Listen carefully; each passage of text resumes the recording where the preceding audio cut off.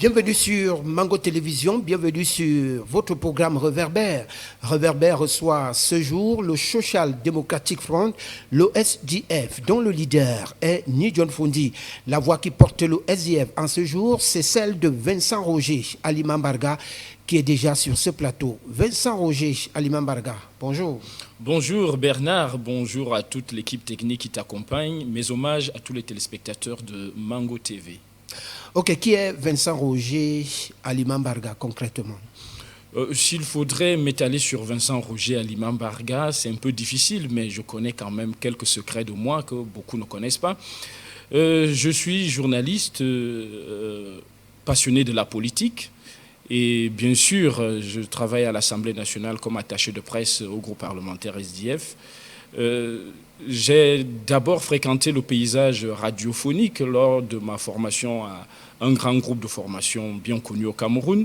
J'ai officié là-bas comme présentateur d'émissions radio et télévision également. Je me souviens d'une émission à succès, Saveur du plaisir, qui passait à la radio de 12h30 à 15h. À partir de là, je me suis quand même forgé un personnage médiatique qu'on appelait à l'époque Malviro, Malviro du plaisir. Ça, c'est le nom que beaucoup me connaissent, parce que Malviro, c'est l'abréviation de Mbarga, Alima, Vincent, Roger.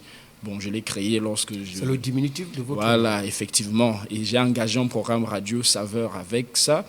Et ça fait en sorte que lorsque je clôturais Saveur dans les années 2009, avant d'engager la carrière politique à l'Assemblée nationale en 2010, j'étais quasiment connu comme animateur de radio et surtout présentateur de différents événements. Donc, lorsque j'ai pris le côté politique, ça a été très difficile de me faire encore voir dans des surfaces autres que des surfaces politiques. Vous voyez, par exemple, je présente l'émission Expression des partis politiques au compte du SDF à la CRTV depuis 2010. Et à partir de là, j'ai eu le privilège d'accompagner la présidentielle de 2011, d'accompagner les sénatoriales de 2013, d'accompagner les législatives et municipales, de les refaire une fois de plus en 2018. Et me voici au four et au moulin encore en 2020. Donc je me dis, c'est quand même une petite routine, c'est une vieille assiette où je suis presque connu déjà, beaucoup plus que dans le passé où j'étais attaché au volet culturel. Mais on reste toujours autour de ces vieux amours. Voilà pourquoi je ne m'éloignerai pas de la télévision. Mais cette fois-ci, je pourrais parler de Vincent Roger Alimambarga aussi comme passionné des arts, de la musique et la poésie, beaucoup plus parce que je rédige. Vous ne pratiquez pas la musique, mais vous êtes passionné. Oui, je pratique quand même dans un sens où je compose. Il y a encore beaucoup d'atermoiements autour de l'art musical au point où, tel que je vois le bal qui se fait autour des droits d'auteur, je voudrais encore que cela soit clarifié pour que j'ai quand même un côté particulier où je peux m'illustrer. Je peux bien composer, rédiger des musiques, mais je peux être un piètre chanteur. Je peux donner à quelqu'un de chanter. Il faudrait que tous ces statuts soient bien définis pour que je puisse me mettre au service de cette culture. Mais bon, je suis cette affaire de près. Lorsque cela sera clarifié, je ne manquerai pas à donner un coup de main à tous ces acteurs du domaine musical parce que bon, je suis aussi un critique d'art à mes heures perdues, s'il faut le dire. D'accord. Vincent Alimambarga, vous dites que vous avez présenté des émissions dans les télévisions, mais aujourd'hui vous êtes à Mango Télévision. Qu'est-ce que ça vous fait ? Je suis très honoré déjà que à première venue ici, le climat est tout à fait serein. Je trouve des gens pacifiques et sympas. Je me sens comme chez moi. Comme on dit, la température interne n'a pas changé. C'est-à-dire comme si la frousse d'un nouvel environnement, non. Je retrouve des gars que j'ai l'habitude de croiser, des gars qui se tuent à la tâche et j'aime cet univers. Voilà. Et le pourquoi. décor? Oui, le décor est particulièrement beau. Je fréquente beaucoup de télévisions quand même dans la ville de Yaoundé-Douala en tant qu'invité, mais j'arrive quand même sur ce plateau et je dois vous tirer un coup de chapeau lorsque je sais que c'est une jeune chaîne de télévision qui monte. Donc vous avez beaucoup d'avenir en perspective. Merci beaucoup. Alors, dans votre présentation tout à l'heure, vous avez bien dit que la casquette que vous mettez en exergue, c'est celle du militant du SDF, Social Democratic Front, également attaché de presse du Social Democratic Front au niveau de l'Assemblée nationale. Alors, pourquoi vous êtes un transfuge du Rassemblement démocratique du peuple camerounais? Aujourd'hui, vous adhérez au SDF. Qu'est-ce qui vous a poussé à adhérer au Social Democratic Front, parti du RDPC pour le SDF? Effectivement, vous avez bien fait de le souligner. Je suis né en politique au Rassemblement démocratique du peuple camerounais. Déjà de père et de mère, président de comité de base, présidente de l'organisation des femmes et un certain nombre d'acteurs autour de moi. Je vais rendre hommage à l'ancien délégué du gouvernement, l'honorable Nicolas Mougnoma. C'est lui qui m'a tenu la main pour la première fois, paix à son âme, en politique. Et c'est lui qui m'a fait passer la première élection à la sous-section. Et ensuite, on a engagé une bonne carrière à la communauté urbaine de Yaoundé, mais qui a été très brève avec son départ précipité. Bon, au regard donc de cette liberté qui m'était déjà offerte, parce que je n'étais plus le petit gamin qui venait de naître, j'avais déjà croisé dans les couloirs politiques un certain nombre d'acteurs et certaines réalités. Je me suis permis cette liberté-là de me déterminer donc en politique, c'est-à-dire que je me retrouve. Parce qu'en fait, dans la maison RDPC, je ne ressentais pas une réelle expression d'une démocratie telle que je pensais. J'avais toujours l'arrière-goût du parti unique qui tentait à tout imposer et à qui on ne pouvait pas proposer grand-chose. Et comme moi, j'avais une autre vision du fonctionnement de la société, je me suis retrouvé très proche des idées que prônait le Social Democratic Front. Et à partir de là, je me suis reconnu dans la social-démocratie. Et c'est ça qui m'a motivé à faire véritablement beaucoup d'activités en politique. Parce que lorsque j'ai vu un peu la dégradation sociale basée autour de certaines habitudes et coutumes politiques que le parti administratif enseigne, parce que moi-même j'y étais, je me suis dit, c'est pas normal de laisser continuer dans cette lancée. Vous voulez dire quoi? Il n'y a pas la liberté d'expression dans le Rassemblement démocratique du peuple Je ne camerounais. parle même pas seulement de liberté d'expression. Là-bas, elle peut être appréciée sous différentes formes.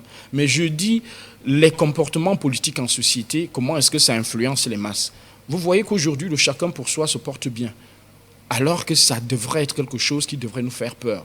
C'est-à-dire, vous pouvez arriver ici au quartier, au Dja, par exemple, croiser un corps en route là à l'entrée, et que les gens passent sans que ça ne leur fasse grand-chose.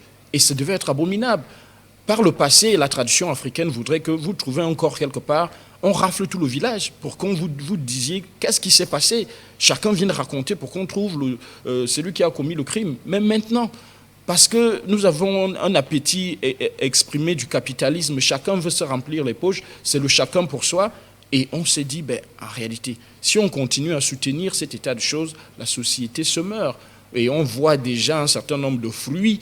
Peut-être on reviendra là-dessus tout au long de cette émission, mais la dégradation sociale et des mœurs est en train de porter les fruits parce que nous l'avons sémé en terre il y a de cela 20 ans ou 25 ans et que maintenant nous récoltons des fruits et nous commençons à nous plaindre. Donc je me suis dit, la social-démocratie était mieux adaptée à enseigner aux populations africaines parce qu'effectivement, nos traditions sont proches de là.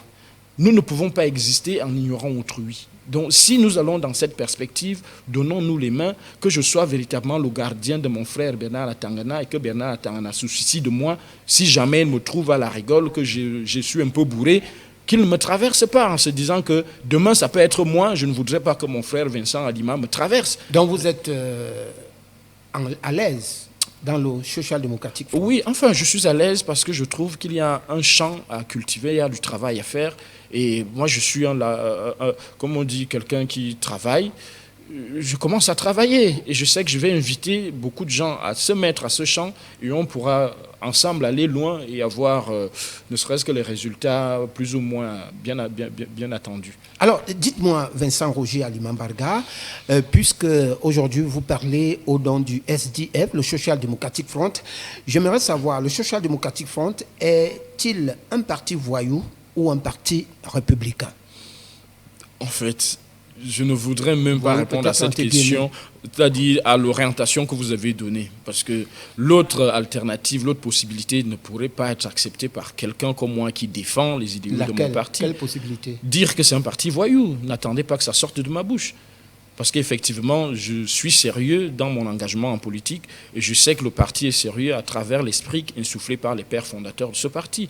Donc je sais que la fondation que nous avons mise est une fondation millénaire. Donc, les hommes peuvent s'ébranler, mais ce que nous construisons est solide. Donc, voilà pourquoi je ne peux pas accepter que ce soit... Moi, je vous pose cette question parce qu'on a vu parfois le SDF, on ne va pas dire descendre dans la rue, manifester au perchoir, tenter même de casser des choses du perchoir. C'est à ce niveau que je vous pose cette question. Non, mais il n'a même rien fait. Parce que normalement, vous devez vous attendre à plus que ça. Parce qu'à l'Assemblée, il y a des prérogatives dont nous jouissons qui peuvent aller au-delà de ce que vous avez vu. Nous avons juste manifesté ce qui est prévu dans le règlement intérieur de l'Assemblée par rapport à notre comportement au sein de l'hémicycle. Nous avons, lorsque nous sommes à l'Assemblée nationale et à l'hémicycle, vraiment, c'est le peuple camerounais que nous représentons. Et il n'y a rien au-dessus du peuple camerounais que lui-même. C'est-à-dire, il n'a qu'à côté ses pairs, parce que tous font partie de la communauté des citoyens qui veulent faire avancer la démocratie.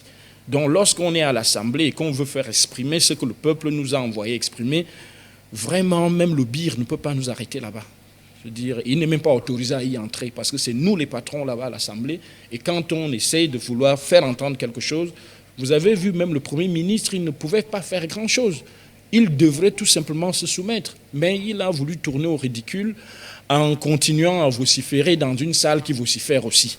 C'est-à-dire, il ne se fait pas entendre, mais il continue quand même, il s'entête à lire le programme économique qu'il est venu présenter. Il était plus ridicule que nous. Donc si vous dites que le SDF a été ridicule... d'un parlementaire, est-ce que cela est un bon comportement pour un parlementaire? Un parlementaire de faire l'opération blocus? Oui. Non, mais c'est programmé, c'est reconnu. Voilà pourquoi je dis qu'il y a même des opérations qui pourront aller pire que ça. Nous avons juste été polis. Ailleurs, ils en vont jusqu'aux mains. Il y a des choses qui se passent parce qu'à l'hémicycle, c'est un seuil inviolable qu'un certain nombre d'autorités n'ont pas l'emprise. Seule la souveraineté du peuple s'exprime là. Donc, si le peuple m'a envoyé à la bataille, ben, soyez prêts que ce peuple va me soutenir si quelque chose m'arrive là. Donc, n'essayez pas de l'intimider alors que ce qu'on doit dire est de plein droit, doit être entendu. Donc, je sais que les gens ont voulu tisser que c'est des voyous, dont le SDF, parce qu'il a voulu se faire entendre par tous les voies recommandées, a toujours essuyé des refus, comme si ce qu'il proposait n'était pas la bienvenue. Il fallait donc qu'on passe pour demander au Premier ministre, qui était anglophone, qu'on a envoyé dans la zone du nord-ouest et du sud-ouest pour ce conflit, et qui passait à l'hémicycle, lui demander quand est-ce que votre mission va passer ici à l'Assemblée pour qu'on parle de ce que vous êtes allé faire. C'était la seule question. Qu'ils nous disent à la fin de la session, on va en parler, on laisse tranquille. Mais ignorer, faire comme si cela ne devrait même pas se parler à l'Assemblée, c'est ça qui est une injure et une blessure qu'on ne peut pas accepter. Est-ce que vous avez été entendu? Ben, est-ce que vous avez été compris, si vous voulez? Non, nous continuons à nous faire entendre. Parce qu'en réalité, la perspective de la résolution de la crise n'est pas encore au bout du processus. Nous avons pu obtenir déjà l'organisation du grand dialogue national parce qu'au terme de toutes ces menaces, le SDF a annoncé retirer même ses parlementaires à l'Assemblée et au Sénat. Voilà, après ces menaces, que le chef de l'État a convoqué le grand dialogue national. Quand il convoque le grand dialogue national, on se dit, voilà, c'est un pas acceptable vers la manifestation de la volonté de résoudre la crise. Pourquoi ne pas nous y associer? On est allé rencontrer le Premier ministre avec une série de propositions qui conditionnent notre participation au grand dialogue. Comme lesquelles? Parlant de ces propositions. Par exemple, le SDF voulait que le grand dialogue soit présidé par une personnalité neutre. Parce qu'on sait que sur le terrain, le nœud de la crise est véritablement l'absence de confiance entre les populations et l'administration. Donc le Premier ministre qui représente l'administration ne pouvait pas véritablement faire confiance, c'est-à-dire avoir la confiance des sécessionnistes sur le terrain et se rendre à Yaoundé pour un dialogue. Tout comme le Premier ministre aussi n'a pas confiance aux sécessionnistes lorsqu'ils se comportent de la sorte sur le terrain. Donc, pour qu'un climat de confiance puisse être retissé entre les deux camps qui s'affrontaient, il fallait une personnalité neutre. On se disait que là, ça peut porter et ça peut donner une issue favorable à la crise. Nous avions, par exemple, réclamé que la forme de l'État soit engagée dès le premier jour du grand dialogue national. Et on est sorti de là avec quand même le statut particulier des régions du nord-ouest et du sud-ouest, parce qu'on est allé pour obtenir le fédéralisme. Les sécessionnistes, je suis sûr qu'en venant, eux, ils veulent la séparation. Bon, si nous, on propose le fédéralisme et on nous a donné le statut particulier du nord-ouest et du sud-ouest, c'est déjà une avancée et nous attendons le contenu de ce particulier et comment ça va s'implémenter. Donc nous sommes dans la logique de voir véritablement la crise s'arrêter avec des solutions durables. Donc nous ne pouvons pas, au regard de tout ce que nous représentons à l'Assemblée, le nord-ouest et le sud-ouest nous donnent carrément le groupe parlementaire SDF. Donc nous ne pouvons pas faire comme si nos populations qui nous envoient à l'Assemblée, leur voix ne compte pas. Donc nous faisons tout tout pour que cette crise s'arrête. D'accord. Puisque vous évoquez le grand dialogue national s'est donc tenu récemment au Palais des Congrès de Yaoundé et vous avez déjà énuméré votre apport à ce grand dialogue national. Et vous parliez tout à l'heure de la forme de l'État. Quelle est donc la forme de l'État qui est favorable au SDF? Le SDF, en d'autres termes, opte pour quelle forme de l'État? Écoutez, je vais prendre un peu de temps pour vous expliquer pourquoi le SDF est farouchement attaché au fédéralisme. Ah, c'est le fédéralisme. Oui, nous ne discutons même plus là-dessus, il n'y a même plus de débat en interne. Nous avons déjà sorti notre constitution, bien adaptée au fonctionnement du Cameroun, appuyée sur ce fédéralisme pour qu'on ait un développement durable, effectif, qui puisse satisfaire tout le monde. Donc nous sommes persuadés que là où le régime est en train de tergiverser aujourd'hui, dans diverses appellations et, comme on dit, et code général qu'il ne fait qu'accepter, nous sommes persuadés que sur le terrain, c'est le fédéralisme, même s'ils appellent ça décentralisation. Parce que la décentralisation a montré ses limites d'être morne ou d'être morte dans l'œuf. Si effectivement il fallait que le Cameroun soit décentralisé, je vais vous le dire honnêtement, Camerounais, donnez au président Biya un Cameroun à parti unique. Là, la décentralisation va marcher dans les 2 prochains mois. Parti unique. Parti unique, c'est-à-dire au Cameroun, il faut un seul parti. Oui, vous faites la décentralisation à la chinoise. Pour être maire de Shanghai, il faut appartenir au Parti communiste, il faut avoir fait une école de gestion, il faut avoir suivi une formation en urbanisme, il faut avoir. Dès que vous avez les critères, posez votre candidature. C'est-à-dire l'État vous donne les moyens. Parce qu'en réalité, la décentralisation veut dire qu'il y a un centre qui nourrit les périphéries. Et ces périphéries doivent donc penser comme le centre. Si les périphéries ne pensent pas comme le centre, comme il est le cas au Cameroun, c'est difficile. Et c'est le fédéralisme seul qui garantit à travers la Constitution un certain nombre de prérogatives aux collectivités territoriales décentralisées et politiquement constituées. Comment donc le SDF compte implémenter ce fédéralisme? Je voudrais que vous entriez un peu à fond pour que vous expliquiez aux téléspectateurs qui nous regardent comment le SDF compte implémenter si on adoptait le fédéralisme au Cameroun. Le SDF, en réalité, après avoir soumis, parce que nous allons d'abord soumettre la forme, le nombre des États au référendum, et nous allons faire des propositions déjà allant dans le sens de l'orientation de la prise de la décision. Nous pouvons voir notre étoile qui symbolise notre unité nationale à 5 paliers, à 5 têtes, 5 doigts. Maintenant, notre étoile a 5 orientations bien précises. Organisons le Cameroun en 5 grandes confédérations qu'on jumelle un certain nombre de régions par des ressemblances de culture et de religion. Et à partir de là, nous pouvons développer des spécificités, d'abord agricoles, culturelles, tout ce qu'il faut autour de ces régions-là pour pouvoir leur donner une identité précise. Et de là, nous fédérons rien que les activités des uns et des autres vers un gouvernement central qui contrôle tout simplement l'activité de ces gens-là et qui régule. Donc nous sommes favorables à ce que sur le terrain se constituent véritablement des forces capables de se prendre en main. Ces forces devraient se déterminer à travers l'élaboration des programmes, par exemple, pour se nourrir. Je peux prendre un exemple très pratique. Nous sommes dans la région du centre. Si nous rapprochons le centre et le sud, et que nous nous disions au centre et au sud, nous avons environ 7 millions d'habitants. Si nous avons 7 millions d'habitants au centre et au sud, il faut les nourrir.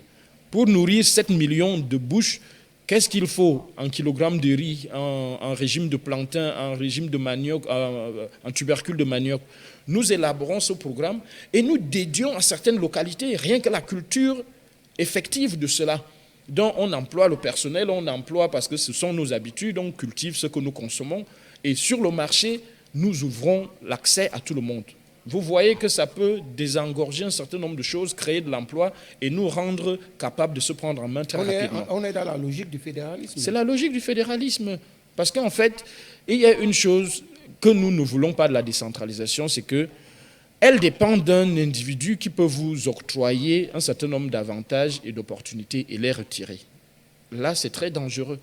Par contre, au fédéralisme, la Constitution vous garantit cela.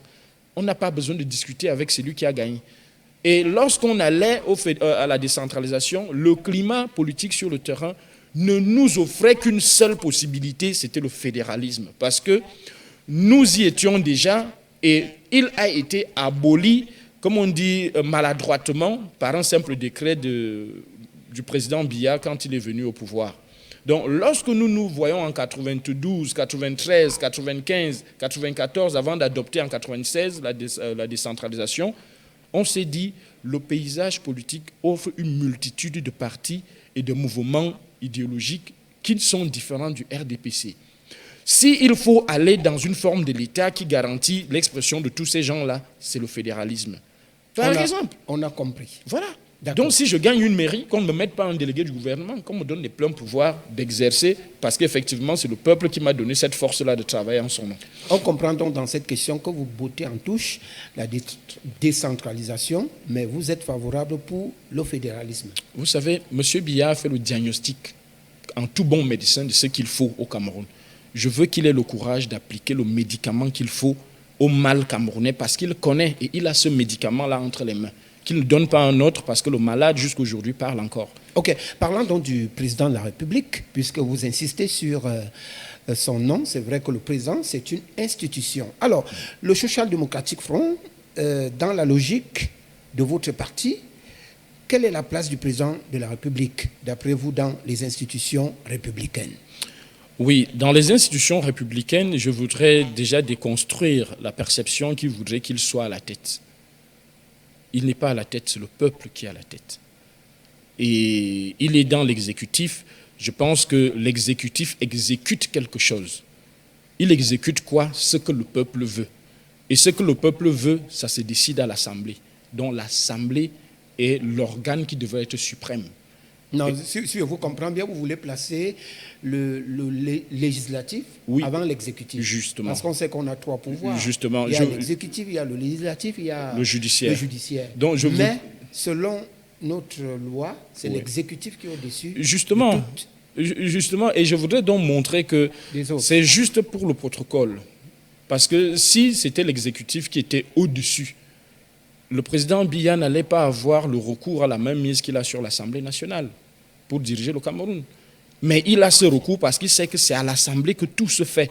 Il faut qu'il ait une majorité obèse où tous ces projets de loi vont passer. Et c'est là le vrai danger. Parce que si on s'approprie l'Assemblée, on le laisse avec l'exécutif, nous allons élaborer les choses qu'il sera contraint d'exécuter. Point barre. À partir de là, nous concevons une réelle, comme on dit, séparation de pouvoir.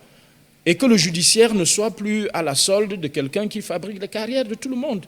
Parce que là, on ne rendra plus justice, on aura une justice qui va faire fuir les citoyens. Parce qu'il faut faire allégeance au président Biya pour arrêter quelqu'un, il faut qu'il tousse. S'il ne donne pas son accord pour qu'on libère, on ne libère pas. Pour qu'on dise 20 ans de prison, il faut que ce soit lui qui dise, bon, finissez avec mon ami Bernard Atangana. C'est un peu ça, et on ne veut plus de cette justice. Il faudrait vraiment que les gars qui sont dans le système judiciaire aient leur conscience à rendre compte au peuple qu'ils doivent servir. Donc vous voulez dire par là qu'il y a une urgence au Cameroun de modifier la Constitution. Il n'est plus qu'impératif et urgent. Parce que vous dites que le législatif doit passer avant les autres pouvoirs. Impératif et urgent, et surtout même de changer l'architecture constitutionnelle. Que nous passions même du système présidentialiste au système parlementaire. Parce qu'effectivement, nous voyons que les institutions au Cameroun souffrent d'un déficit de démocratie.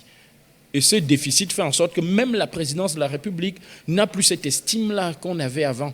Vous voyez comment des Camerounais veulent s'en prendre à leur chef de l'État à l'étranger. Des gens veulent aller en découdre avec les mains. Ce n'est pas normal. C'est une institution qu'on doit respecter. Parfois même faire des courbettes lorsqu'il est là. Mais lorsque ça arrive à ce que les gens veulent s'en prendre à lui, je me dis non. Il faudrait qu'on arrête et qu'on voit que voilà le mal. L'Assemblée nationale ne produit rien. Ce n'est qu'une chambre d'applaudissement. Le judiciaire, même chose. Comment on ne voit pas comment les institutions se vident du petit crédit de démocratie qu'il faut pour qu'elles fonctionnent?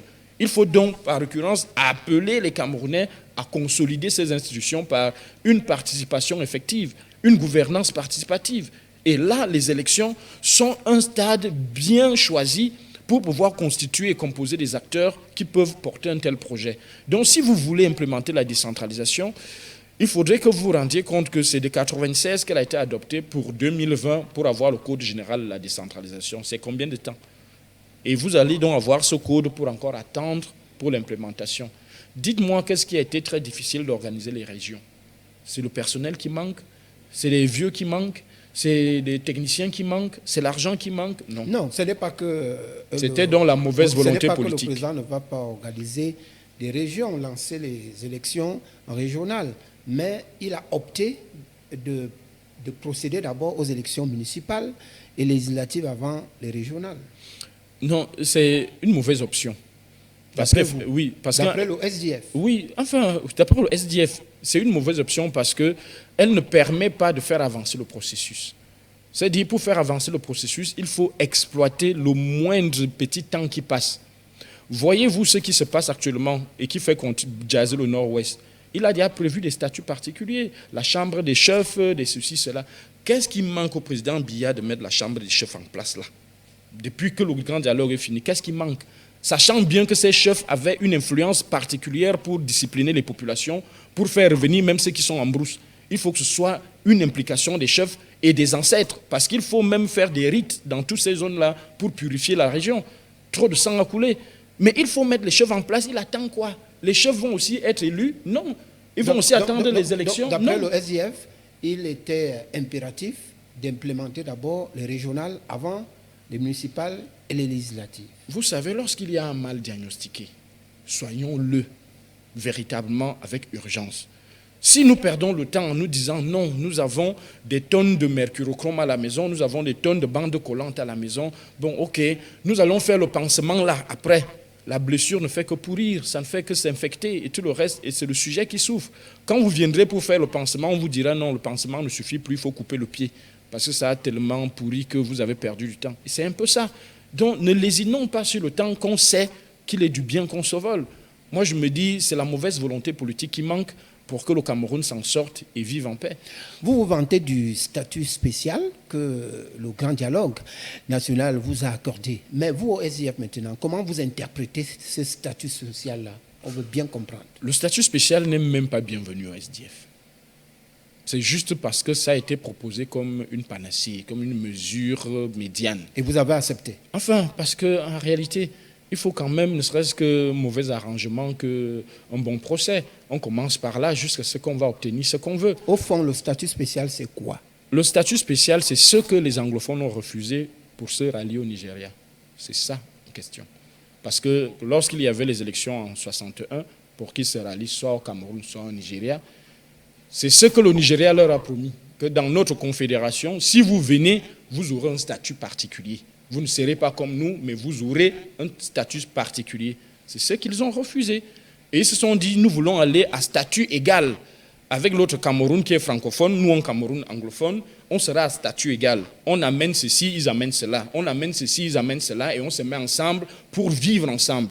Donc, revenir au statut particulier, c'est revenir à ce qu'ils ont refusé il y a de cela 50 ans ou 60 ans. Ok, nous nous rapprochons maintenant des élections justement législatives et municipales avec la campagne électorale qui bat son plein sur toute l'étendue du territoire national. Donc parlant de cette campagne-là, on a vu en Mondovision une image qui circule depuis quelque temps. Certains responsables du SDF qui ont marché sur les effigies du Rassemblement démocratique du peuple camerounais. Alors, la question que je vais vous poser tout de suite est de savoir quelle est la position officielle du SDF par rapport à l'acte posé par un député SDF qui a piétiné les effigies du parti au pouvoir. Enfin, ce n'est que de bonne guerre. Ça s'est passé à Douala. Si vous voyez les candidats et les citoyens ou des militants d'un parti se comporter, c'est de bonne guerre. Parce que nous avons vu toujours dans les mêmes médias des images plus horribles où certains partis brûlaient des effigies d'un autre parti. Est-ce que c'est normal? Voilà, si à Douala, vous voyez comment l'honorable Ninche marche seulement sur des habits d'un parti. C'est bien comme vous-même vous avez prononcé son nom. Voilà, l'honorable Ninche marche sur les habits d'un parti politique. Oui. sur les habits du RDPC. Cela Est-ce que c'est normal? En réalité, c'est la période s'offre. Nous sommes dans la conquête de l'électorat, nous sommes à la conquête des voix. Et à partir du moment où les gens viennent volontairement s'allier à vous, en vous disant « nous quittons ce parti politique pour venir chez vous », voilà pourquoi on marche même dessus, d'autres déchirent, d'autres brûlent, pour dire que je ne suis plus avec eux. Enfin, c'est un acte de bravoure. C'est pour ça que je dis que cette période, tous les coups sont permis maintenant, parce que nous sommes à un champ électoral bien encadré par la loi. Donc aujourd'hui, s'il marche, je serais seulement triste s'il arrivait peut-être à blesser un militant qui refuse de s'allier ou alors à exercer une violence. Non, les gens sont venus, ils se sont déshabillés eux-mêmes, ils ont dit « je veux maintenant l'habit du SDF parce que je serai membre du SDF désormais, je vous soutiens pour cette campagne ». Est-ce que ce n'est pas une mise en scène? Enfin, que ce soit la mise en scène, il faut donc aller questionner les militants en Mondovision que vous avez vus.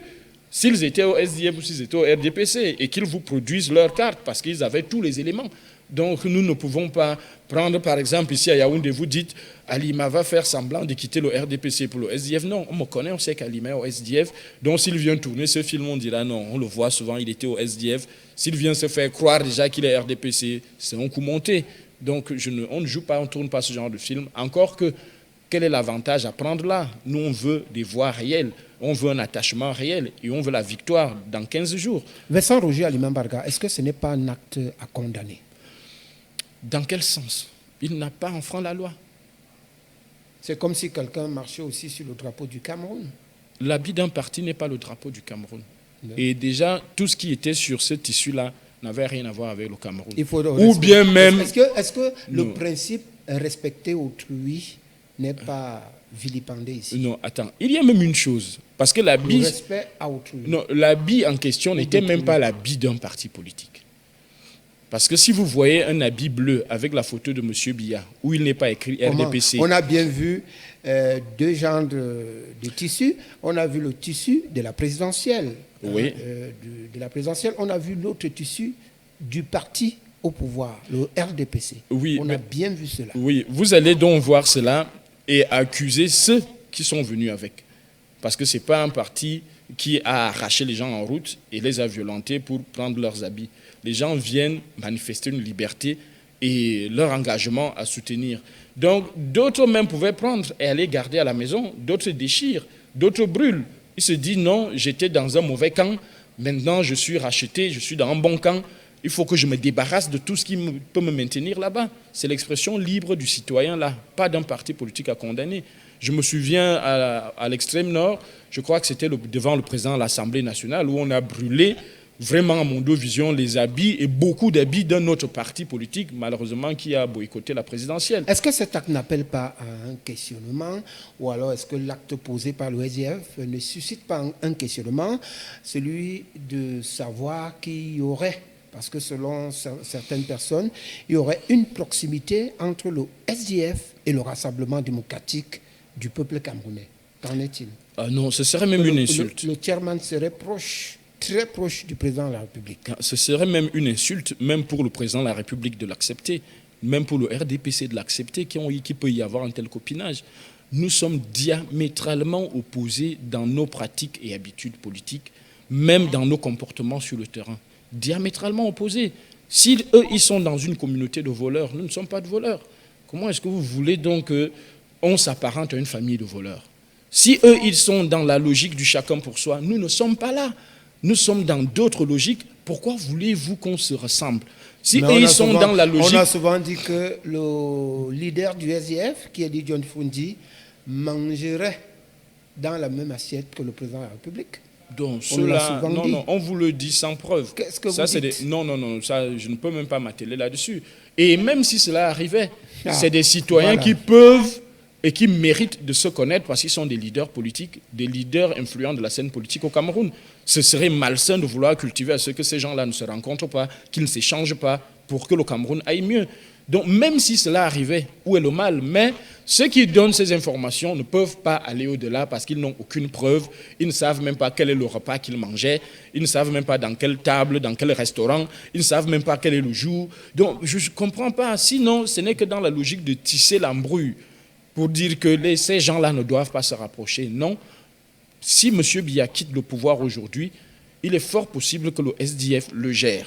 Et nous n'allons pas gérer en ignorant que M. Biya est passé avant et considérer tout ce qu'il a fait pour le revoir, soit en bien ou en mal. Mais vous savez que quand quelqu'un vous a donné même 1 franc, il faut être très reconnaissant. Vous le savez, non? Non, il nous a donné 1 franc en vertu de quoi? Non, je veux dire que quand quelqu'un vous a aidé quelque part, il faut le reconnaître. Oui, mais l'aide de quelque part, il ne nous a jamais aidés. Jamais. Ne nous a jamais Bon, aidés. il n'y a pas de proximité entre le RDPC et le SDF. Jamais et jamais. Nous avons mérité ce que nous avons travaillé et c'est ce que chaque ouvrier doit mériter. Donc, si nous sommes à l'Assemblée nationale, nous devons avoir les subventions que l'État donne aux partis politiques. On nous donne au prorata de nos résultats. Nous ne faisons pas les courbettes pour avoir ça. Nous allons indiquer le droit de les avoir. Nous sommes à l'Assemblée nationale, nous devons avoir un personnel qui fonctionne à l'Assemblée nationale et qui émarge à l'Assemblée nationale. C'est de droit, nous ne commandons pas. Donc si on dit un député, quand il vient, il touche 1 million par mois et pendant 1 an, il va avoir 12 millions et pendant 5 ans, il va avoir 36 millions ou il va avoir tant de millions. Non, il gagne ça, c'est de droit. C'est la sueur de son front et c'est le travail que vous avez bien voulu qu'il aille faire pour vous à l'Assemblée. Quelle considération le SDF accorde au président de la République qui incarne les institutions du Cameroun? En fait, la considération, elle est de collaboration. Parce qu'en fait, nous ne pouvons rien faire sans les institutions. C'est les institutions qui organisent même la vie politique. Donc vous respectez les institutions? Oui, dans le sens de la collaboration. Et la personne qui incarne l'institution, les institutions? Oui, effectivement, parce que nous devons collaborer. Nous aussi, quand on sera au pouvoir, il faudra qu'il collabore. Donc, il n'y a pas une rivalité. Vous caressez le rêve d'aller vous asseoir au fauteuil d'étudier. C'est tout proche. Voilà pourquoi nous sommes engagés à construire vraiment une idéologie forte qui va contraindre le Cameroun à accéder au pouvoir avec nous. Parce qu'il comprendra que nous sommes dans une logique qui veut son bien. Et que cette logique doit faire en sorte qu'on arrive et qu'on exerce ce pouvoir et qu'ils aient la possibilité de nous juger et qu'ils se disent, vous avez mal fait, après 5 ans ou 7 ans, on vous change. C'est ça qu'on veut.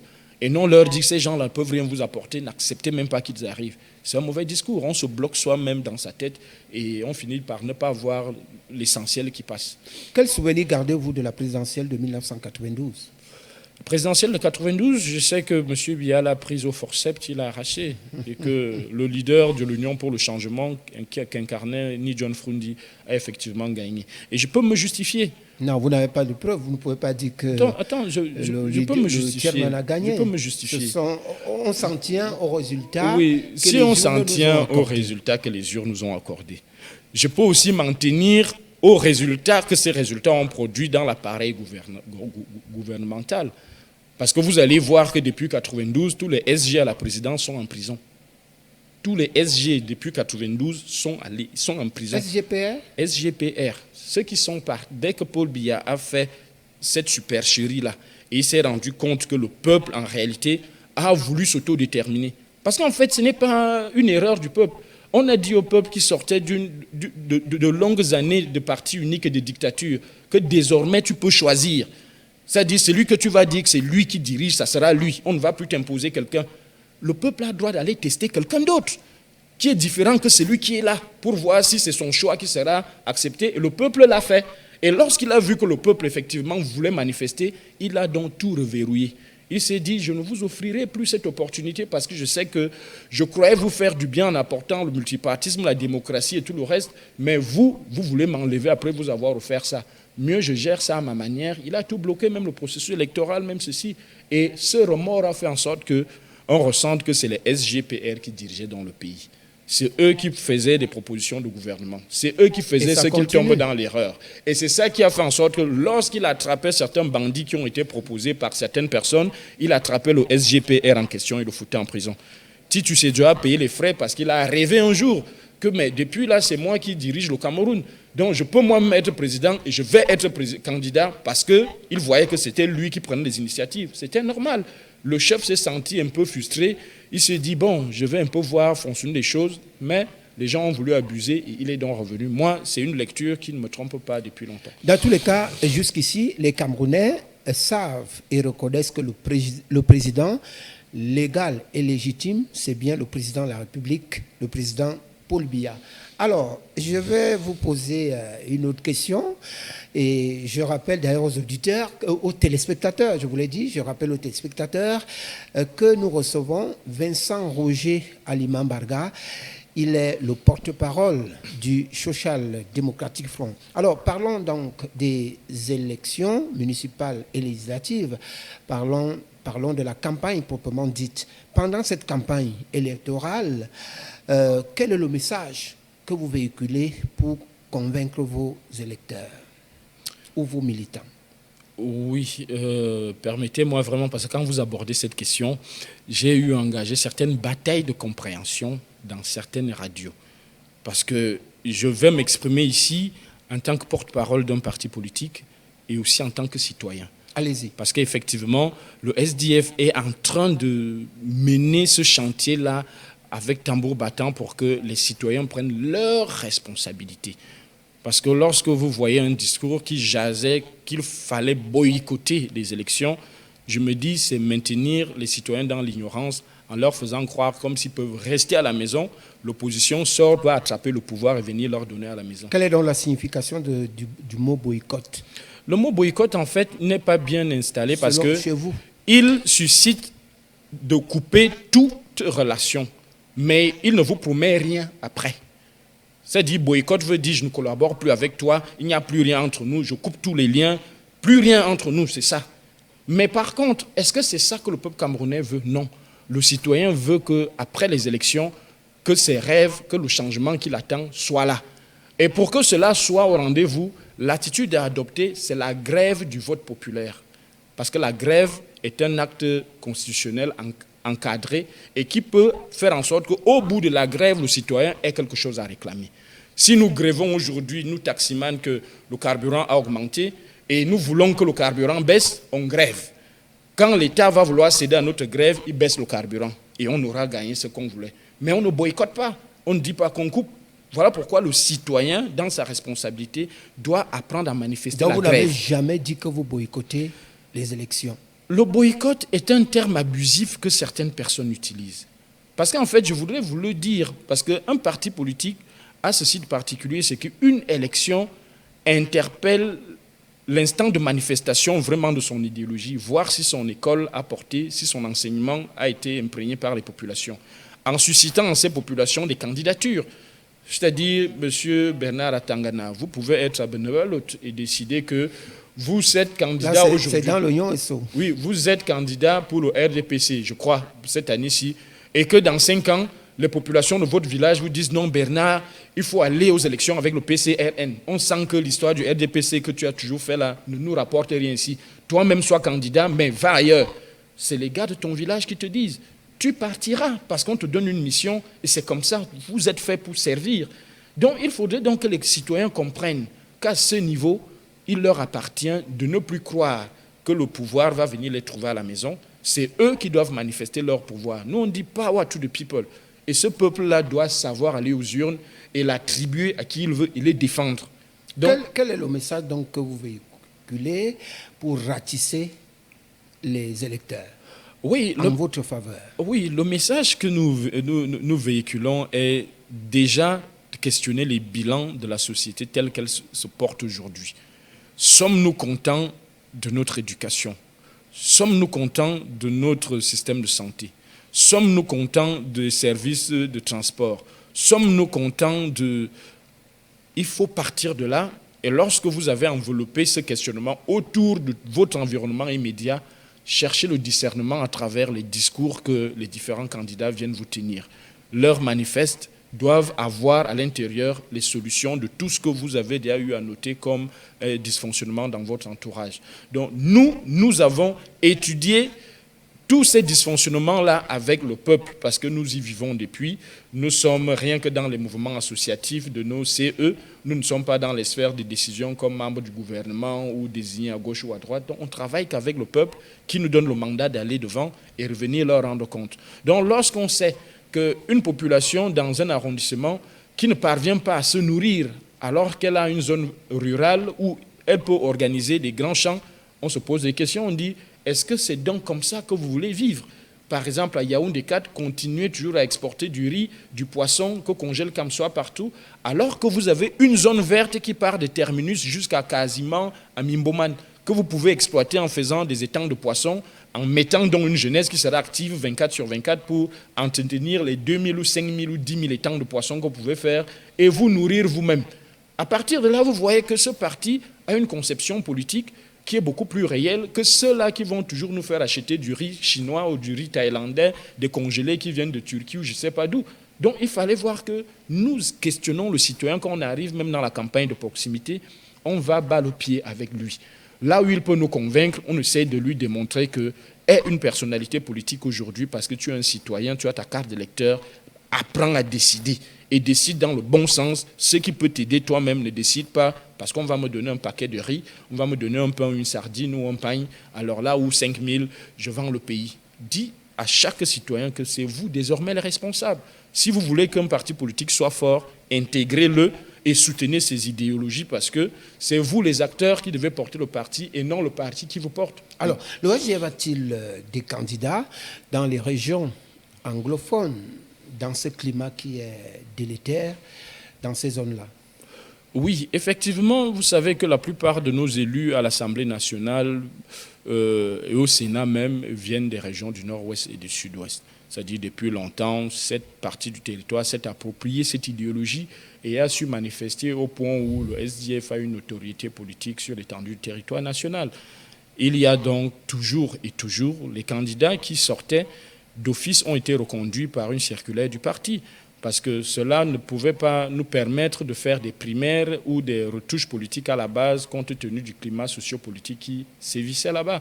Vous ne pourriez pas aller organiser des primaires ou des rencontres alors que la zone est sous haute surveillance. Donc on a reconduit tous les députés sortants, tous les maires sortants, tous les conseillers sortants de ce côté-là. Donc c'est une disposition spéciale que la commission d'investiture a eu à prendre pour favoriser les candidatures du parti. Mais dans d'autres circonscriptions où le parti n'y était pas, c'est-à-dire on n'avait pas gagné ou bien il n'y avait pas possibilité, on a ouvert les listes et certains candidats ont eu à pouvoir voir les listes passer. Donc nous sommes candidats, je pense par exemple l'honorable Joseph Mbandam, il est reconduit candidat dans le département de la Momo. Il est sûr de gagner. Enfin, c'est toujours une mairie qui a toujours été SDF et un poste de député qui a toujours été SDF. Parfois, il gagne souvent, c'est parce que le 100%, c'est trop dire. C'est-à-dire, on ne peut pas dire que c'est 100%, mais à des scores vraiment à la russe. Vous arrivez, ce n'est pas des petits scores. D'abord que la population participe à fond parce que c'est le SDF qui est structuré en plusieurs cellules qui fonctionnent. C'est-à-dire, c'est comme vous avez des comités de base, mais des cellules qui fonctionnent effectivement et qui travaillent avec la mairie. Donc au point où tous les villages sont connectés en réseau et je ne suis pas sûr que quelqu'un d'autre peut damer le pion à ce combattant qui est depuis longtemps engagé pour la cause du parti sur le terrain. Nous savons par exemple que le Rassemblement démocratique du peuple camerounais, pour cette campagne des élections du 9 février 2020, le RDPC a opté pour les meetings populaires. Le SDF, vous avez pris quelle option? Oui, je vais dire que les meetings populaires, en réalité, ont montré leurs limites. Parce qu'effectivement, le RDPC opte parce que réellement, il y a une psychose qui est entretenue au sein de la classe des militants de base. C'est-à-dire, ils s'attendent à ce qu'on va faire une grande fête et on va leur donner des choses. Par contre, nous voulons... Oui, des pagnes, de l'argent et tout le reste. Par contre, nous accentuons vraiment la sensibilisation sur ceux qui ont les cartes d'électeurs. Donc moi, particulièrement, je m'occupe de la zone de Yaoundé 4. Je peux vous dire que lors des dernières élections, je me suis efforcé à avoir carrément les listes des inscrits dans tous les bureaux de vote. C'est-à-dire, c'était mon travail le jour de l'élection de recommander. Vous êtes candidat ? Je ne suis pas candidat, mais je suis chargé de la campagne pour les législatives à Yaoundé 4. Donc je me dis... Il fallait avoir bureau de vote par bureau de vote. C'est ce que j'ai fait d'abord dans mon coin. Je filmais dans chaque bureau de vote, je filme parce que je sais que je connais les noms des gens du coin. Je sais que le bureau de vote de la Sérénade, il y a tel qui est inscrit dedans parce que voilà son nom ici.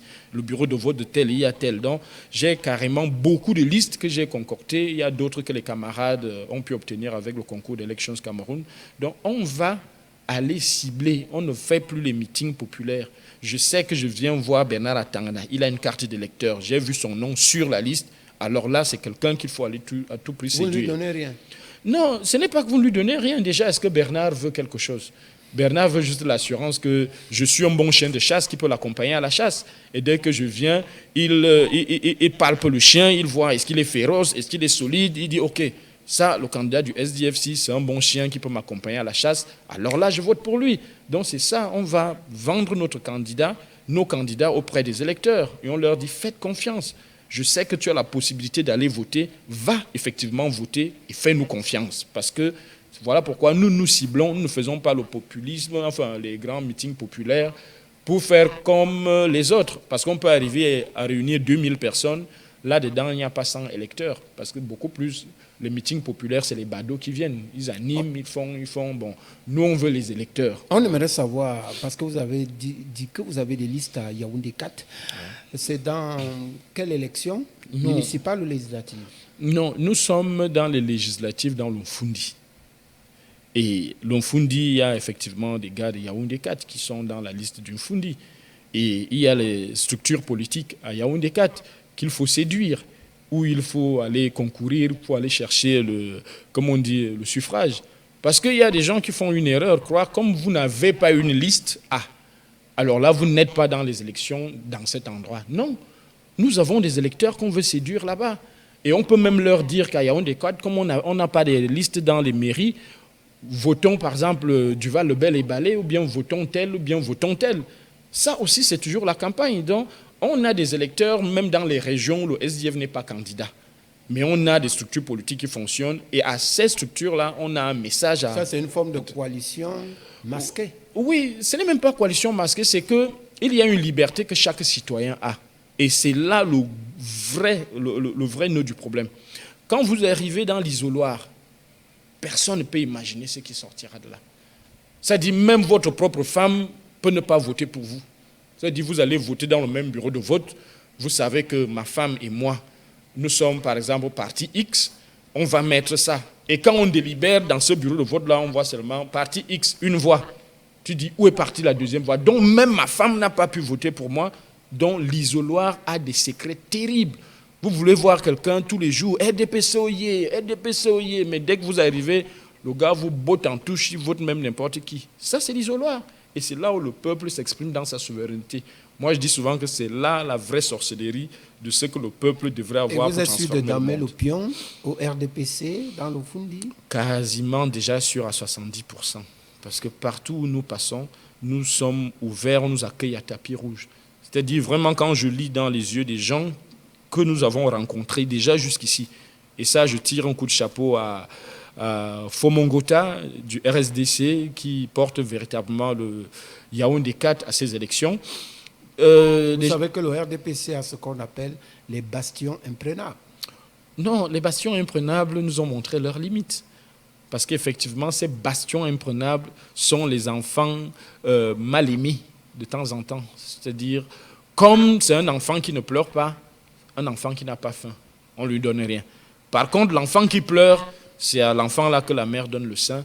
C'est à lui qu'on demande, il y a même quoi? Tu veux quoi? Papy, il y a quoi? Je veux boire de l'eau, on prend l'eau, on donne. Mais celui qui ne pleure pas, qui est comme n'importe comment vous faites, il est seulement content, vous ne lui donnez rien. Et ces bastions imprenables ont compris qu'il fallait se faire entendre, faire vivre une autre personnalité politique pour qu'on prête attention. Voilà pourquoi certains bastions nous ouvraient grandement les bras, nous disaient, enfin, on va pouvoir aussi nous exprimer. Parce que nous, on était déjà réduits au moins que rien, on ne peut pas parler parce qu'eux, ils décident en haut, nous sommes seulement là. Mais désormais qu'on a des gens qui veulent véritablement nous affranchir de cela, nous sommes partants, on va vous suivre. Et là, je me suis dit, c'est un discours qui est prometteur. Qu'est-ce que les Camerounais peuvent attendre des conseils municipaux et des députés élus du SDF après les élections du 9 février 2020? Déjà, il faudrait vous attendre si un cas de figure est que l'opposition est majoritaire à l'Assemblée nationale, parce que l'opposition, c'est avec les députés du SDF et les autres députés qui ne sont pas du parti au pouvoir. Si l'opposition est majoritaire, ça c'est un cas de figure, il y aura un effet vraiment remarqué, c'est-à-dire du jour au lendemain. Si nous arrivons à voir 91 députés, ou 92 ou 93, plus de la majorité à l'Assemblée, déjà ont fait tomber le gouvernement le lendemain. Il faut qu'il tombe et qu'on prenne le gouvernement parce que c'est nous qui avions déjà la majorité, on ne négocie plus avec le régime en place. De deux, on va remettre toutes les mesures institutionnelles qui sont passées au forceps à l'Assemblée nationale parce qu'on était là pour ça, pour noter comment chaque chose a été traitée, pour que le jour où on viendra, on remette toutes ces choses-là sur la table, on les corrige. Ce qu'il faut débouter, on déboute. Ce qu'il faut rejeter, on rejette. Ce qu'il faut confirmer, on confirme. Et après, engager nos innovations. C'est-à-dire, comment est-ce que notre politique conçoit la gestion d'un certain nombre de ressources très proches. Vous avez besoin d'eau. Est-ce qu'il faudrait à tout prix s'attendre à creuser les tuyaux de la SNEC à tous les pays, à tous les villages? Est-ce qu'il ne faudrait pas creuser des puits d'eau potable dans tous les villages, de telle manière que de jour comme de nuit, ils aient de l'eau potable sans pouvoir payer même un sou? Parce que vous pouvez aussi avoir la SNEC, payer l'entretien, payer ceci. En tout cas, il y a beaucoup de manières de satisfaire le problème. En somme, vous comptez améliorer les conditions de vie des Camerounais? Oui, déjà que notre discours est dans des propositions alternatives. J'ai vu parfois, Yaoundé avait un problème d'eau potable, il y avait des camions Camouater qui circulaient pour alimenter certains quartiers en eau. Mon Dieu. Savez-vous, le carburant qui s'en va rien que pour aller donner de l'eau à Toutouli, à Borne 10, le carburant du camion pour aller venir vous donner 10 litres d'eau. Il perd 5 litres de carburant. Savez-vous quelle est la valeur de cette eau? On se dit non. C'est une mauvaise mesure. S'il faut donner l'eau potable et choisir de faire circuler les camions, c'est une mauvaise approche. Nous, on ne la salue pas. Par exemple, vous voulez lutter contre le paludisme. On vous dit moustiquaire pour tout le monde. Et on se dit, voilà, avec ça, on va tuer le palu. C'est faux. Nous, on trouve plutôt que le moustique ne vous pique pas seulement au lit. Allez à la cuisine, le moustique vous pique. Allez aux toilettes, il va vous piquer. Vous allez donc marcher avec le moustiquaire partout. Pour nous, ce n'est donc pas le moustiquaire. Il faut assainir l'environnement, tuer le moustique. Donc, vous voyez que c'est des approches différentes. Le RDPC, lui, va vous promettre des moustiquaires. Nous, on va vous promettre de l'assainissement et d'hygiène et salubrité et qui fera en sorte que vous pourriez dormir avec ou sans moustiquaires, mais en ayant éloigné le danger. Donc, c'est des approches différentes qu'on va implémenter parce qu'on sait que les populations vivent au quotidien ce que le régime en place leur propose et ils savent effectivement quelles sont les limites de ce qu'on leur propose. Donc, quand on amène l'alternative, c'est parce qu'on s'est inspiré de ces limites pour donner des solutions efficaces à leurs attentes. On espère que le discours que vous tenez n'est pas ce discours-là, le discours de campagne. Non, ce n'est pas un discours de campagne. Je le vis même sur le terrain. Je suis du côté d'Odja et effectivement, de mon côté, les jeunes sont mobilisés. J'ai mis des boutiquiers au taquet. Il y avait une allure où on nous vendait un faux pain que les gens tournaient derrière les boutiques. Je ne sais pas. J'ai réuni mes gars dans la cellule. J'ai dit, mais c'est incompréhensible. C'est nous qui mangeons ce pain tous les matins. Comment on peut laisser que certains boutiquiers viennent se faire du beurre sans nous servir ce dont on a droit? Voilà les normes d'un bon pain. Voilà. Vous arrivez encore à une boutique, vous trouvez un pain qui n'est pas homologué, mangez sans payer.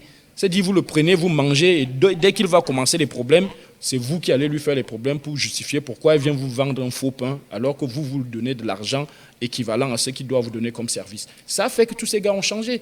Maintenant, tu arrives à Odja, vous avez des pains de bonne qualité, normés, que des boutiquiers vendent parce qu'ils savent qu'il y a tout un mouvement qui s'est levé pour réclamer ça. C'est de la politique. D'accord. À la dernière élection présidentielle, le Social Democratic Front n'a pas véritablement occupé une bonne place sur le tableau. Pourquoi on peut appeler cela chute? Pourquoi cette chute? Oh bon, j'avais dégringolé. Je n'appelle pas ça chute. Au contraire, moi j'ai souvent tenu un discours différent. Je dis le plus grand gagnant de cette élection est le SDF. Parce qu'en fait, ça a permis à ceux qu'il expérimente quelque chose qui sera difficile pour d'autres formations politiques. Vous vous rappelez du pourcentage que vous avez eu? Oui, je ne m'arrête pas à ça. Le classement? Je ne m'arrête pas à ça parce que ce n'est pas un indicateur officiel. Vous savez bien que ça s'est tenu dans un climat où le Cameroun était bien agité, où il y avait une partie de notre bastion électoral qui n'a pas pris part au vote, où nous avons fait une mutation interne. Partir de Ni John Fundi pour Joshua aussi à la candidature, beaucoup de partis vont souffrir lorsqu'il faudra passer par là. C'est-à-dire rajeunir, renouveler le personnel politique et engager quand même une stratégie, peu importe l'issue. Il faut participer, sortir et reparticiper parce qu'en fait, vous n'échouez pas, vous apprenez à réussir la prochaine fois. Donc je me dis, pour moi, c'est une expérience capitale. Paul Biya a manifesté juste la volonté de vouloir continuer à diriger le pays. Le président Paul Biya. Bon, le président Paul Biya, autant pour moi, a manifesté la volonté de vouloir continuer à diriger le pays. Qu'allez-vous faire face à cette volonté qu'il a toujours manifestée en 92? C'est-à-dire, vous pouvez gagner, mais Dipanda Mouele vous dira que j'ai les mains liées, je ne fais que lire ce qu'on m'a dit de lire, je n'ai pas pris part au processus, je ne peux rien faire, je lis ce qu'on m'a dit de lire. Et il déclare vainqueur quelqu'un d'autre. Même si toi tu gagnes, mais on déclare quelqu'un d'autre vainqueur, tu vas faire quoi? Tu restes tranquille. Est-ce que le passage de Ni John Fundi à Joshua Oshi n'a pas cassé le rythme ou l'élan de votre parti? Parce que quand c'était Ni John Fundi qui incarnait véritablement le parti, qui était candidat, il y avait beaucoup plus de masse militante.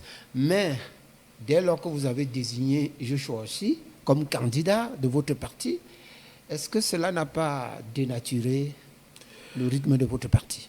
Non, au contraire, les militants se sont beaucoup plus rassurés de ce que ce transfert-là peut aisément se faire sans heurts à l'intérieur. Parce que lorsque Joshua aussi arrivait, il était carrément plébiscité lors du congrès que nous avons eu en 2018 pour cette présidentielle. C'était en début d'année 2018. Joshua aussi a été plébiscité, c'était toute l'assistance qui voulait que lui. Ce n'était même pas à dire, les autres candidats peuvent vous dire. Par exemple, l'honorable Fobi Tinda peut vous dire, l'honorable Bandam s'est retiré pour se rejoindre à Joshua aussi pendant ses primaires. Mais je vais vous dire que c'est du nord au sud, de l'est à l'ouest, où les gars se sont dit, c'est bon.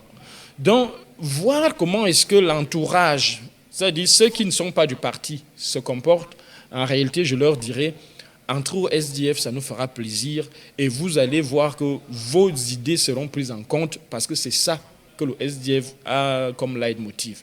Donc, cette élection a permis pour nous de pouvoir déjà diagnostiquer nos tares. Qu'est-ce qu'il a eu à faire comme erreur et qui ne sera plus faite la prochaine fois? Et comment est-ce que nous pouvons aller dans la conquête du pouvoir avec telle architecture? Sachez que Joshua aussi a toujours été le premier vice-président du SDF. Et dans notre structure agréée à l'international socialiste, c'est comme ça que les partis socialistes fonctionnent. Regardez en Côte d'Ivoire, il a été ce passage de Afin Guessan à Gbagbo, c'est-à-dire Afin Guessan président national, Gbagbo premier vice. Mais c'est Gbagbo qui va aux élections, Afin Guessan président national, il reste. C'est la culture socialiste qu'on nous enseigne à l'international socialiste pour empêcher que se manifeste la dictature. Donc vous ne pouvez pas être en même temps président de parti et président de la République comme le président Biya est là actuellement. C'est-à-dire à l'intérieur du parti, il dicte. Personne ne peut contrecarrer. Dans la République, il dicte. Personne ne peut lui dire grand chose. Mais par contre, vous pouvez être président de la République et le président du parti vous recadre parce que vous viendrez 5 ans après lui demander encore l'investiture. Donc si vous ne l'écoutez pas, et les militants, ils vont vous mettre de côté. Par contre, si le président du parti dérange... Vous n'allez pas dire que le président Paul Biya est un dictateur. Il y a même la démocratie. Je parle des principes scientifiques. C'est comme ça que la science a prévu et je raisonne comme la science. C'est-à-dire, vous pouvez donc être maintenant président du parti qui dérangeait et avoir un président de la République qui recadre le président du parti. Parce qu'en fait, c'est pour éviter qu'une seule personne dicte. Il faut que vous dirigiez en collégialité, en binôme, en groupe, pour pouvoir manifester les intérêts du groupe. Que dites-vous de ceux qui pensent que le MRC a ratissé vos militants? C'est-à-dire vos militants ont adhéré massivement au MRC pendant la présidentielle. Ça a été un grand coup pour vous. Oui, je ne dirais pas qu'ils ont adhéré, parce qu'en fait, ils ont été influencés. Et ça, c'est normal. Le MRC est venu dans la scène politique pour se comporter comme le bras francophone du SDF. C'est-à-dire, il s'est dit le SDF est purement anglophone et il lui faut un bras francophone qui va représenter la résistance et la lutte telle que le bras anglophone l'a toujours représenté sur la scène politique au Cameroun. Voilà ce qui a motivé la venue du MRC sur la scène politique. Au point où on a commencé à voir qu'il lutte pour prendre même la place du SDF. Il ne lutte pas pour prendre la tête du pays. Il lutte pour être premier de l'opposition. Et quand on voit, on se dit, c'est une bagarre de bas étage. Nous ne sommes plus là. Là où lui, il veut venir rester, c'est là où nous, on veut quitter pour aller en haut. Donc, c'est de bonne guerre. S'il veut prendre notre place avec le personnel politique qui nous a fait arriver à cette place, bon, qu'il la prenne. Mais nous, on aura besoin et d'eux et de ce personnel-là pour aller plus haut. Donc maintenant, je crois que l'occasion est donnée. Ils se sont retirés à la présidentielle, aux législatives et municipales. Que tous ces gars-là... Aubaine pour vous. Mais puisqu'ils ont été influencés, ils n'ont jamais démissionné du parti formellement pour aller constituer le MRC. Sinon, le MRC allait avoir des listes à ces élections. Mais comme ils ont juste été influencés et voté pour, maintenant, il est difficile, par la naissance des structures politiques, de constituer un personnel fiable. Donc ces gens-là sont toujours avec nous et je les appelle à voter massivement pour le SDF dans les contrées où il est candidat et de suivre ces recommandations de vote pour pouvoir empêcher que notre ennemi commun continue à se manifester. Qu'est-ce que vous pensez de la coalition des partis de l'opposition ? Pour les législatives ou les... Non, disons pour les échéances à venir, notamment la présidentielle. Est-ce que vous ne songez pas à une coalition en bloc afin de peut-être damer le pion au RDPC? Oui, le problème c'est que le RDPC... C'est possible. C'est possible, mais le RDPC est activement engagé à empêcher cela. Parce que la présidentielle qui venait de s'achever, moi honnêtement j'avais lu 2 candidats. Monsieur Paul Biya et monsieur Joshua aussi. C'était les 2 candidats différents de cette élection. C'est-à-dire Paul Biya promettait un développement du Cameroun basé sur l'accent unitaire décentralisé. Joshua aussi proposait un Cameroun développé à base du fédéralisme. Les autres proposaient quoi? Il fallait juste qu'ils s'allient du côté de l'un ou de l'autre. Et comme il n'y avait que ces 2 tendances-là, le reste là ne faisait que jacasser dans la, comme on dit, dans la société. Il n'y avait pas un dessin bien précis. Donc, ces 2 tendances peuvent facilement dessiner l'appartenance ou l'attachement des uns ou des autres. Si vous voulez donc qu'il y ait un bon challenge, comme on a fait en Gambie avec quand Yaya Jammeh est parti, même comme ça suscite encore sa jazz maintenant là-bas, c'était que l'opposition voulait à tout prix le faire partir et choisir un candidat seul qui va affronter Yaya Jammeh sur ses propres installations et le gagner et le faire partir. Et à partir du moment où il est parti, l'opposition se retourne donc pour commencer à vouloir se rediviser parce qu'on t'a dit va pour 3 ans et après 3 ans tu reviens, tu fais les élections où toi-même tu n'es plus candidat et tu nous laisses jouer. Et là, ça bloque déjà en Gambie. Donc maintenant, il faudrait voir que c'est seules les idéologies politiques qui peuvent fédérer les partis politiques. Je crois au fédéralisme, je peux m'associer au SDF. Et ensuite, on vote utile pour que le fédéralisme s'implémente. Je crois à l'État unitaire. Bon, je tourne le dos au SDF, je dis, Paul Biya, avec son État unitaire décentralisé, il peut arriver, je le soutiens et je le soutiens. Donc je me dis, ce n'est que ces 2 grands courants qui peuvent nous faire des coalitions. Mais comme le président Biya sait que nous, en leader avec le fédéralisme, nous pouvons décider de ne pas y aller. Il vous crée des micro-partis qui vont y aller. Suivez un peu mon regard au nord-ouest, au sud-ouest. Imaginez un temps soit peu que le SDF décide de ne pas aller aux élections. Mais vous voyez, l'UDP est en train de se mouvoir là-bas, une autre formation politique qui se mouvoit là-bas. Elle dit, on a suscité une opposition que même si le SDF lui aussi se retire, qu'il y ait des partis qui vont braver les sièges partout ici et on va continuer. Ça, c'est la logique du parti administratif qui est là et qui détruit véritablement les élans de coalition. Alors nous allons déjà vers la fin de notre entretien. Ça va vite, hein? Alors, quel regard portez-vous sur le gouvernement camerounais actuel? Oui. C'est un gouvernement pléthorique? Oui, il est pléthorique. Et c'est un gouvernement qui n'a pas des missions bien définies. C'est-à-dire, en réalité, il a face à lui un travail qu'il ne peut pas faire. Un travail qui est costaud. Et on croit comme c'est un travail costaud, il faut aussi beaucoup de gens. Par contre, il faut diviser le travail et l'envoyer à certaines sphères où on peut mieux le gérer. Regardez, rien que depuis le début de l'année, je prends le cas du ministère des Finances où il nous a révélé un certain nombre d'incongruités. Des gens qui détournent des salaires vraiment faramineux, des gens qui... Voyez-vous, en plein 21e siècle, en 2020, le ministre des Finances ne peut pas vous dire avec exactitude le fichier des fonctionnaires, des salariés et tout le reste, combien ils gagnent. C'est difficile parce que... C'est vrai qu'il est dans le processus du nettoyage du fichier solde de l'État. Ses prédécesseurs devraient le faire depuis. En réalité, c'est qu'il faut une fonction publique locale, beaucoup plus proche, beaucoup plus contrôlable. Celle qu'on lui donne de contrôler, là, c'est difficile. Voilà pourquoi elle dit que c'est une mission quasiment difficile. S'il y avait une fonction publique locale beaucoup plus proche de nous, on la contrôle facilement, on peut facilement attraper le voleur, épingler celui-ci et faire une coordination et lui envoyer le message qu'il contrôle. Mais lui dire qu'il va se mettre au travail à la poursuite de telle ou telle chose, c'est difficile. Mais Voilà pourquoi je n'y qu'il crois a pas. déjà quand même mis quelques brebis galeuses hors d'état de nuit. Oui, c'est vrai. Ce ministre-là. C'était un brillant haut allusion. commis de l'État. Non, pour ça, je ne discute même pas à ce niveau. C'était un brillant. Oui, il est impeccable dans les missions qu'il accomplit. Pour ça, je vois en lui la ferveur d'un Camerounais qui est soucieux quand même de ce qu'il a appris et à la mettre en pratique. C'est-à-dire, il ne lésine pas, même comme on veut toujours avoir les brebis galeuses autour, mais quand même, lui, je vois avec quelle sincérité il évolue. Soit, il y a véritablement la logique de produire les résultats qui doit caractériser ce gouvernement. Vous voyez aujourd'hui, quel est le mal que l'absence des pièces de monnaie fait à la société, à notre économie? Quelles mesures le ministre de l'économie a pris?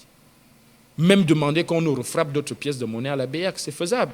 Que vous dites que j'ai une carence, voilà, j'ai attrapé les Chinois. C'est vrai qu'on annonce de nouvelles coupures. On annonce, de monnaie. Mais c'est depuis que ça fait du mal à la société, ou bien ils attendent que c'est Paul Biya qui appelle d'abord la BEAC pour dire, bon, BEAC, fournissez-moi 2000 pièces de monnaie pour que le ministre vienne se gargariser que c'est moi qui ai fait ceci, vous aurez bientôt cela sur la promesse du président de la République. Non.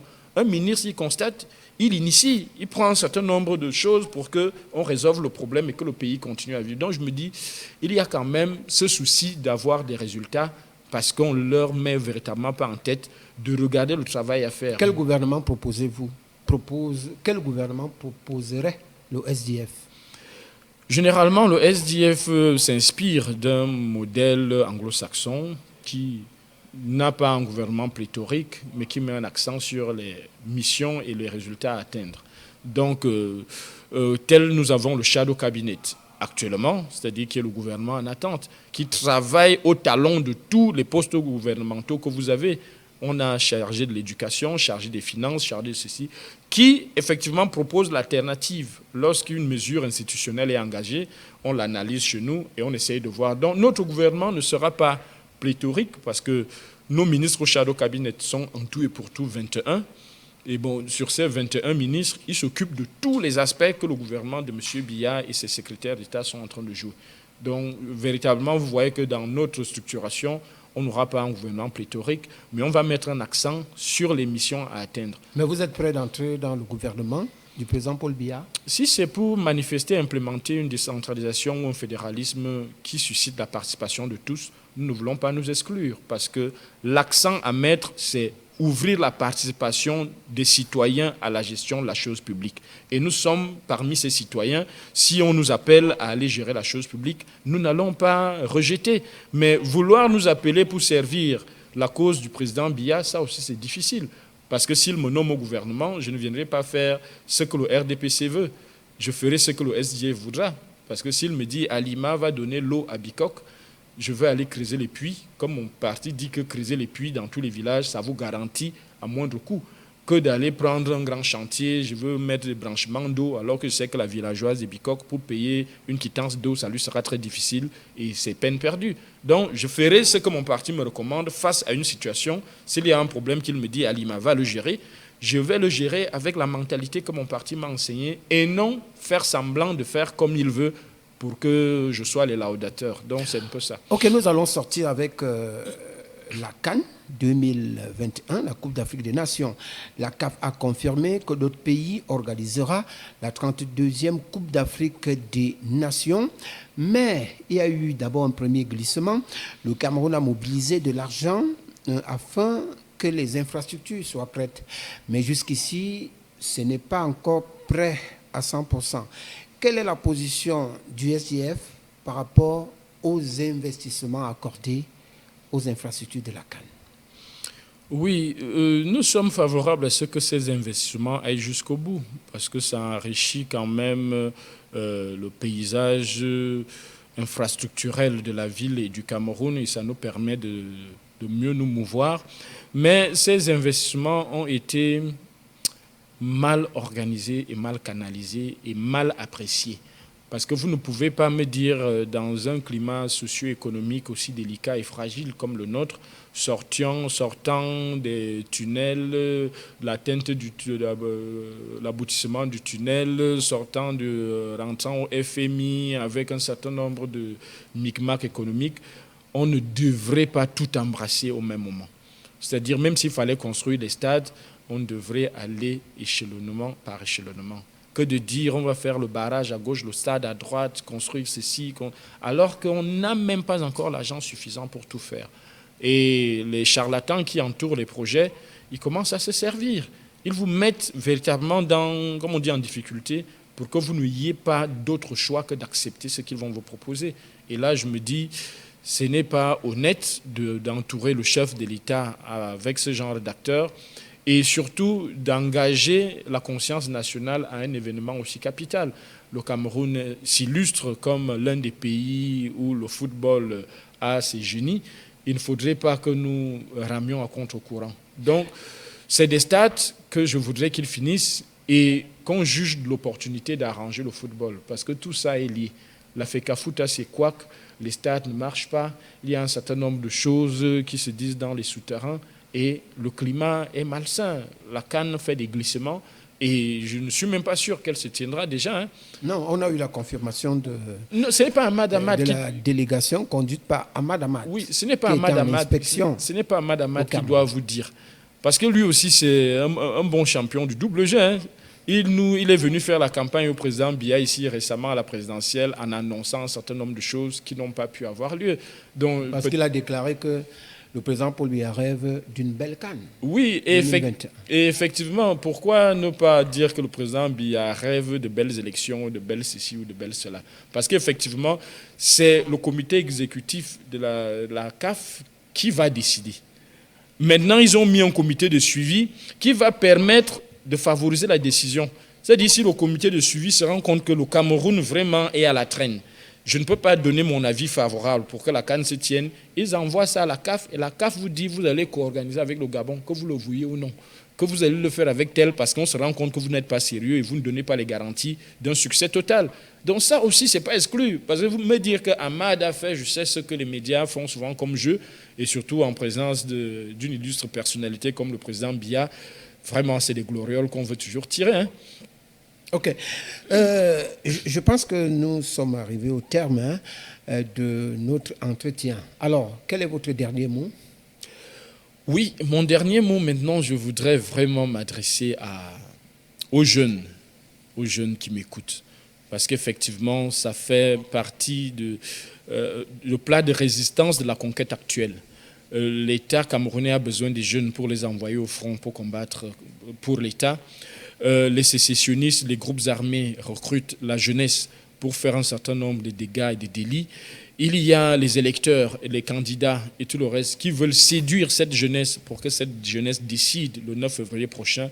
Je voudrais donc parler aux jeunes pour leur dire qu'effectivement, la responsabilité est en train de se poser sur vos épaules. Vos épaules, c'est le Cameroun de demain qui est en train de vouloir se lever. Il faudrait donc être favorable à ceux qui se lèvent. Ceux qui veulent qu'ils se lèvent vont rejoindre les rangs de l'armée, vont rejoindre une formation militaire adéquate et vont s'engager sous les drapeaux pour défendre cette République si vous voulez véritablement manipuler les armes. Et ceux qui veulent un changement démocratique, sortez massivement, allez voter. Choisissez l'acteur qui vous plaît le plus et insistez à ce que se manifeste votre décision. Ceux qui sont en brousse, sortez. Parce qu'effectivement, en brousse, vous ratez beaucoup de choses qui se passent au village. Il y a beaucoup de griefs qui peuvent entourer votre engagement en brousse. Nous sommes conscients, mais revenez au village parce qu'on sait que vous souffrez de blessures psychologiques dont vous voulez vous libérer et vous soigner. Revenez au village, on va vous soigner. Parce qu'on sait que généralement, la plupart des jeunes qui se retrouvent recrutés, c'est des jeunes qu'on a stigmatisés dans la société. Dès qu'un jeune commence à boire, il fume, il prend les tramoles et tout le reste, on dit c'est déjà un bandit, c'est déjà ceci, c'est déjà cela. Et dès qu'il est stigmatisé, c'est la brousse qui le récupère. Et quand il se retrouve en brousse, c'est un mauvais enseignement pour poser des dégâts et regretter plus tard. Donc, je m'adresse à la jeunesse, soyez sages et conscients maintenant. Le nouveau tournant que le Cameroun engage, c'est pour vous et c'est par vous et avec vous. Ok, Vincent Roger Alimambarga, merci d'être passé à Reverbère. C'est moi qui vous remercie pour ce baptême de feu à cette prestigieuse émission. D'accord, c'est donc terminé pour aujourd'hui. Merci à Abouba qui était à la régie d'antenne de l'autre côté là-bas. Merci à Moussa Adi, le caméraman. et la coordination assurée par Roméo Dika, la supervision par Mango Dika. Merci d'avoir regardé Réverbère. Au revoir.